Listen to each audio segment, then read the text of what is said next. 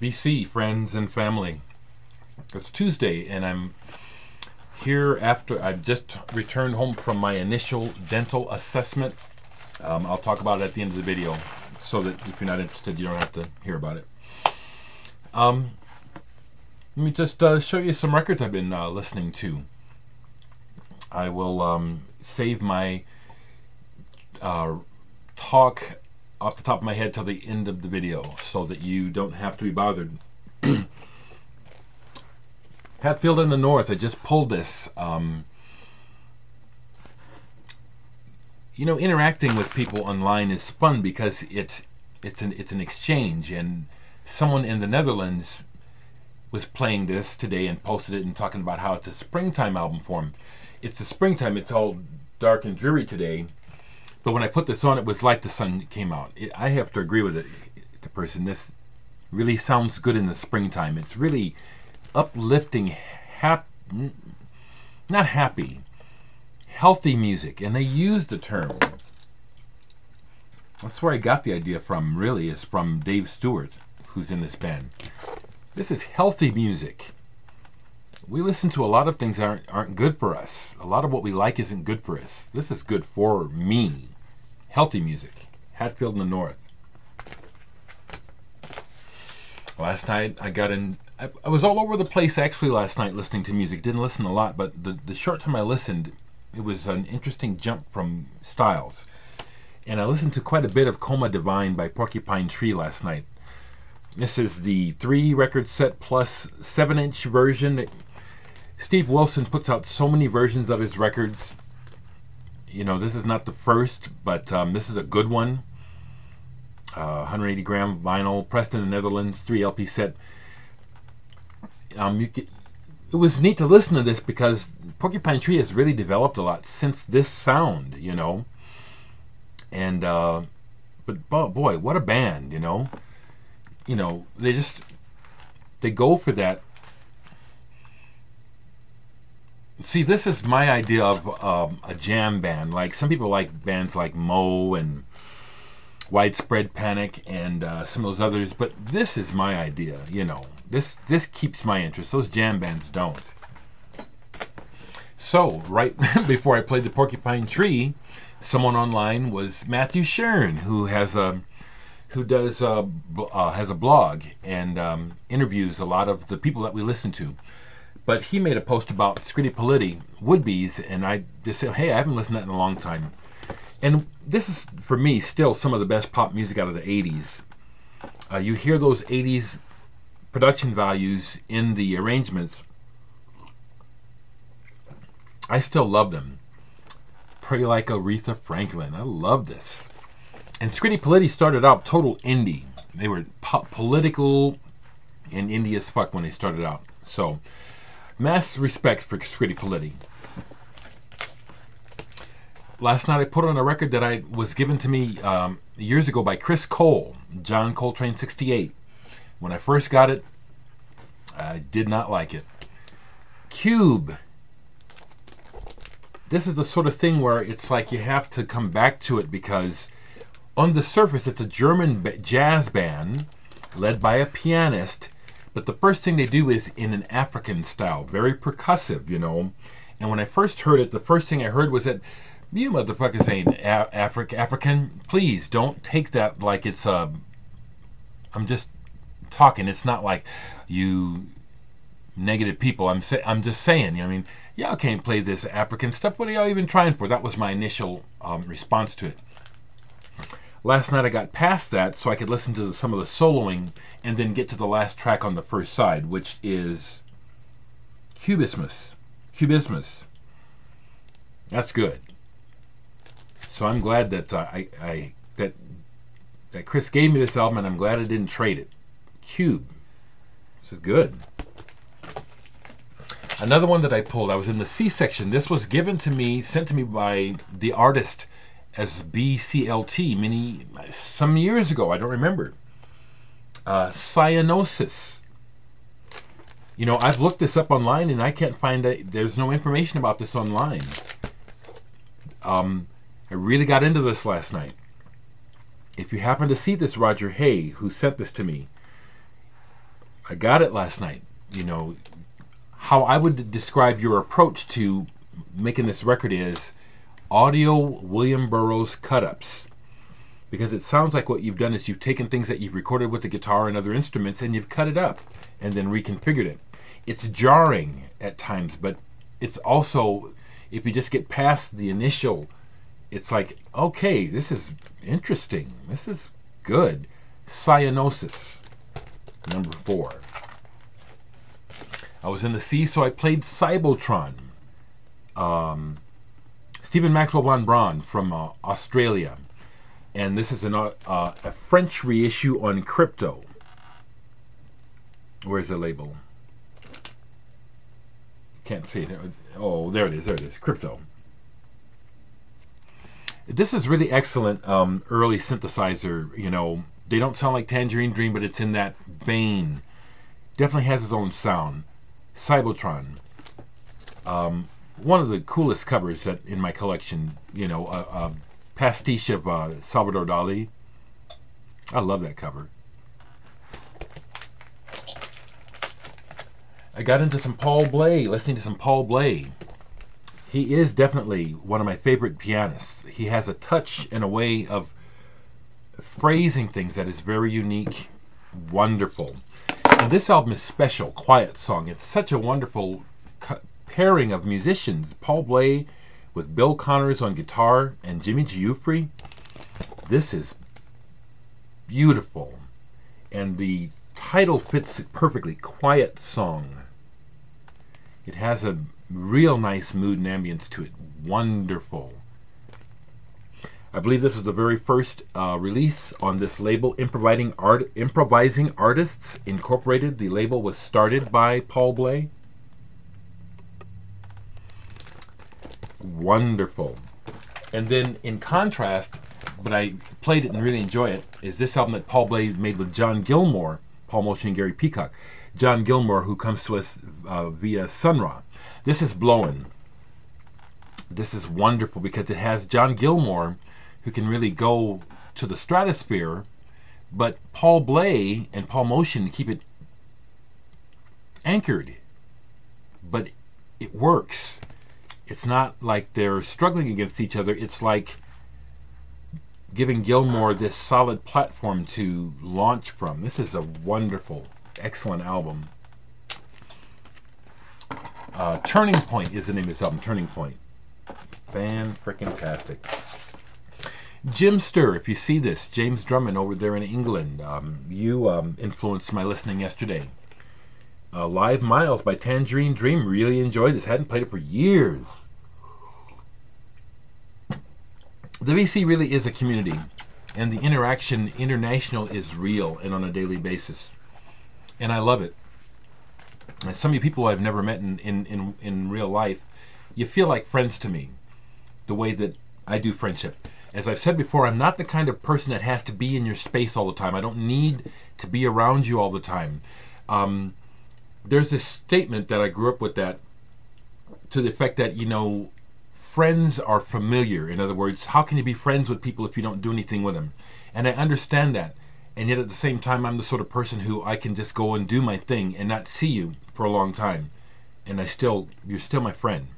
And so that's how I feel about, like, for example, Jim Drummond. You were playing this and showed it, and I played it, and I played the Albuquerque side. Excellent, excellent. You feel like a friend. I've never met you, you know. I don't email you, how you doing, Jim? Everything all right?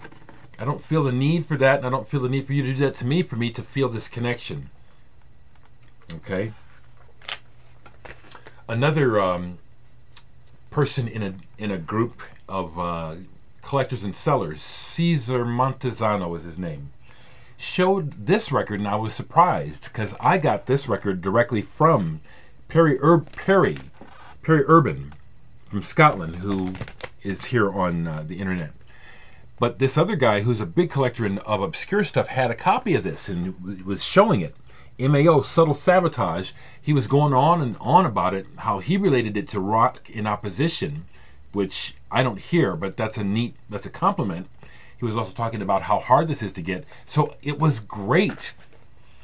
If you see this, Perry, it was great to show this. And I got this from the band. I got this from the guy that made the record. A little bit of bragging there, yeah.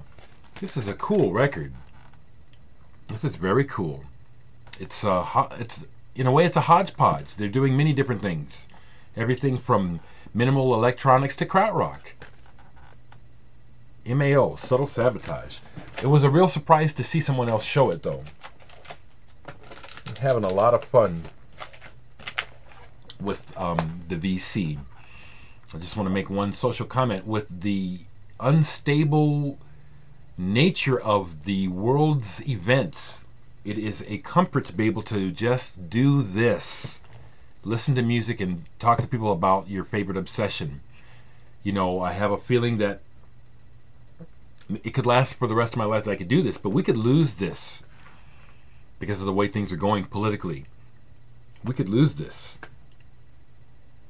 I'm aware of that. Some of you folks, anyway, I just like to say that this could be gone within our lifetime because of the instability of the global neocons.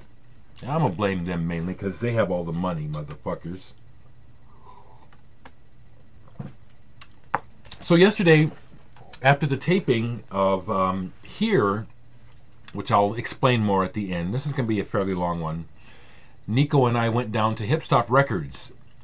Jesse is also a VC member who has a little record store down in the old market here in Omaha.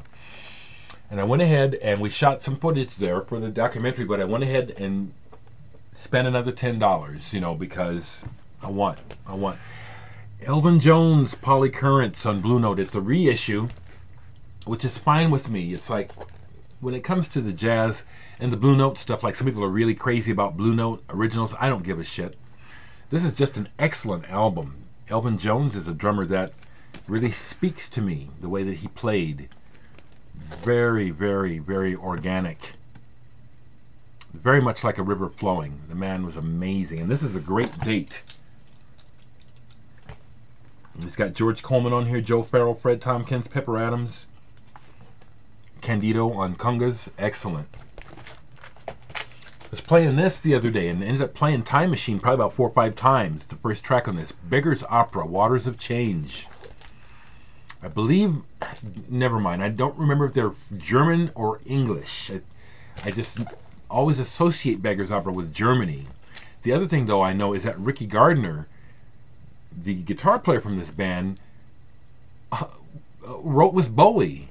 I'd have to look up the album, but it's like, boy, that's out of left field. Ricky Gardner with Bowie out of Beggar's Opera, writing a pretty big song for Bowie, too. Some of y'all know what I'm talking about. But this is a great album. I love progressive rock. I really do. Some of it is cheesier than shit. This is not one of them. Here's one that I had taken a chance on years ago. Alle wie groß. Wortenung. I took a chance on it because of the cover. I wasn't sure what it is. It's 2 hands trying to open something, it appears. But it turns out that this band, this project was led by Marcus from the band No Twist. And this has to do something with some sort of production or play, possibly concerning death.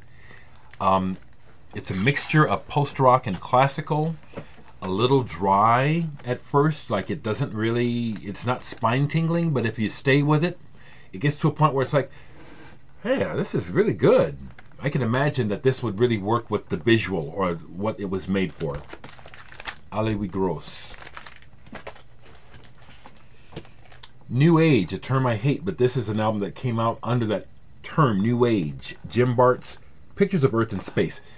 In my humble opinion, this is one of the best New Age albums I've ever heard, and no one talks. I hear nothing about this. This is one of the best New Age albums I put this up there with the Klaus Schultz and the Tangerine Dreams that they talk about, and anyone else that they talk about in that vein of music. Jim Bart's album, Pictures of Earth and Space, is fantastic. For my taste, this is incredibly beautiful and well recorded and well thought out. It's fantastic on the Audion label. If there's something I want to recommend today for folks that I'm thinking of you right quick, Carm. Do you have this? This is amazing. Jim Bartz. Okay, let me just go ahead and just babble because I have coffee in me. In my opinion, Jim Bartz deserves the acclaim that folks like Jean-Michel Jarre got. I think this is way more interesting for my taste. It's not a put down. I'm trying to give some perspective. This is a badass album. Another album of good music with a horrible cover. I've always hated and never understood. But again, that's the difference in people. Someone thought this was a great cover. The Players. These are great musicians. This is jazz rock. Scott Henderson on guitar, Steve Smith on drums, who everyone knows from Journey, Jeff Berlin on bass, T. Levitz on keys, who was in Dixie Dregs. Some of the compositions on here are kind of coffee table, but the soloing and the interplay is always worth it. So I don't know if they thought they were really going to sell some records to women by, I don't know what they were thinking of, but this cover kept me from buying the album when it first came out. I'd have bought it. I finally picked it up as used. This is really, really good playing, though. Really good. Bell Tower. They get lumped in with shoegaze, but no, this is some crunchy rock. I forget who the guitar player from this band, Jody Porter, has done other things beside this band. He's a great guitar player. He's got a great note, a very distinct sound. In Hollow EP by the Bell Tower on Ultimate. It's from the 90s. All this music, I put the titles and everything down in the corner. You can hear all this music on YouTube. Everything is on YouTube. So you can hear all this music. You can hear for yourself how good this is. Here's one I'd been hesitating to play for years because of the cheesy cover. But I've kept it because it's a timepiece. Michelangelo from 1969, released on Columbia. Turns out this album is excellent. It starts off cheesy because they have to play the song, the dumbest song they know, to try to capture the largest amount of listeners, which was, in my opinion, a disservice to this album. I think it ruined the chance of this album becoming a psychedelic classic, because after the first song, the album just zooms way up. This is excellent. Michelangelo, one voice mini, Angel in the Middle is featured on auto harp on all the songs, and these are really good songs. Good writing, good playing, great harmonies. I really, really blame the record company's idea of marketing. It backfired. Look at that. To me, that's a terrible fucking exploitative album cover. Just horrid. I'd have used that for the cover rather than this. This is very good. I'm making this point because we have this legacy of critics who laid down a history of commentary which has set up the historic framework for how people look at records. And many records that are deserving of people's acclaim are dismissed because of this historic record. This is an example of one that suffers from that, okay? Folks that will listen to this, you'll hear a lot of really good songs on here. A lot of songs on here way better than records that are worth thousands of dollars. A few more. Here's one that I took a chance on. I would have never bought it if it hadn't been for people in the VC turning me on to the joys of soft jazz, because some of it I just thought was cheesier than shit, and I've come a long way with that attitude. Zbigniew Namazowski, Air Condition. The first side of this album, I think, is absolutely wretched. It's too pleasant. It's like trying to make jazz for somebody to make breakfast with, but not even with good taste. It's like we're trying too hard to be pleasant and inoffensive. Side 2 is another story. Side 2 the compositions, the first side, the compositions are good, but it's like what they're tailored for. It's like, to me, it's offensive. Side 2 is when they settle down and give you some good compositions to listen to appreciate their playing, because the big new is a good player. Namislavsky is a good sax player. So this is one that's worth $1 or $2 if you find it. $3. Najma. I'm not sure what region she's from, but this is Indian music. I wonder if I can play this and not have the copyright police on me, because I love this. And this is an example of music that is not... When people make comments to me here, they stay with me.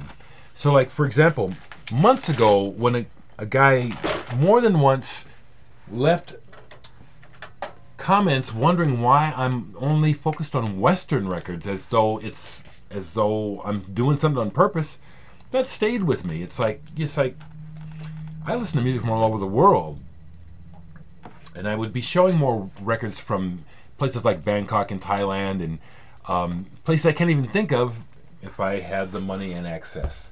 But this is one, Najma. I'll play a little bit of this. Where is she from? Let me see. Music of the Indian subcontinent.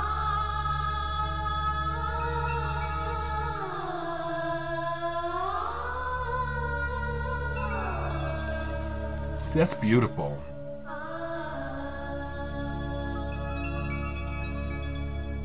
This is awesome.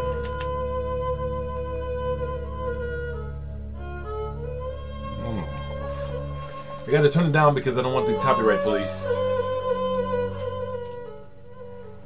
The power of music. My soul is open to music, okay? This is wonderful. Najma. Quarib. Yeah. The other thing that I like about the Indian music, with the tablas and stuff, that shit is funky. You know what I'm saying? Funky. Like James Brown. Couple more. Amina Claudine Myers Sextet. Jazz pianist, vocalist, country girl. This is one that I left sitting way too long. This is killer. Killer. Jazz. Okay? She sings a lot on here. Don't be put off by it. This is killer. I love that cover too, where she's flipping you off.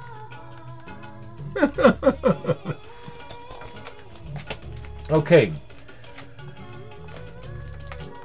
So, we're at 20 minutes. Let me wrap up. So, my dental appointment today was the preliminary, where they mainly took x-rays. But as I knew, because as a child I only ever got to see a dentist once because of no money. So, and then because of work, anyway, I knew that my mouth is, it's not in the greatest shape. So I was able to find out this much today, that, which I already knew, is that because of the gum disease, there is degeneration, and they were saying that there's bone loss in my teeth. I'll find out on the next appointment what it is they suggest we do. But you better believe that they got that money, and I want to comment about that because it was interesting to me that as much as I was there for my teeth, making sure they got that payment, that initial fee, which was $68 today, that was like paramount. We get that money. And then when I was done, they had the, I haven't been to a clinic for a while, so even if this is normal, I'm going to comment on it and criticize it, okay? The intern escorted me when I was done with everything to pay. But the way that the intern stayed with me until I paid, and their entire stance was almost like, this is really what's important, to make sure we get your money. And I know I'm not imagining this shit, you know what I'm saying? America is not a country, it's a corporation. According to what I've read, and I've looked it up a few different times, this is an actual fact. And if you don't believe me, go look it up for yourself. America is not a country anymore, it's a corporation. It was incorporated. That's why we get treated the way we do. We're not citizens. So anyway, I wasn't able to set the appointment. They'll call me within the week to get the next appointment. But I knew that I would end up in the periodontal area. In other words, dental surgery. It won't just be seeing a dentist. It'll be a periodontist, okay? So that's why the fundraiser is necessary. It is not going to be cheap. So any of you folks that are still willing to help me out with this, thank you. Thank you very much. What else? I wanted to say something else. See how I get. Oh, to give you some more information about this documentary that's being made about me. So, let me do it like this.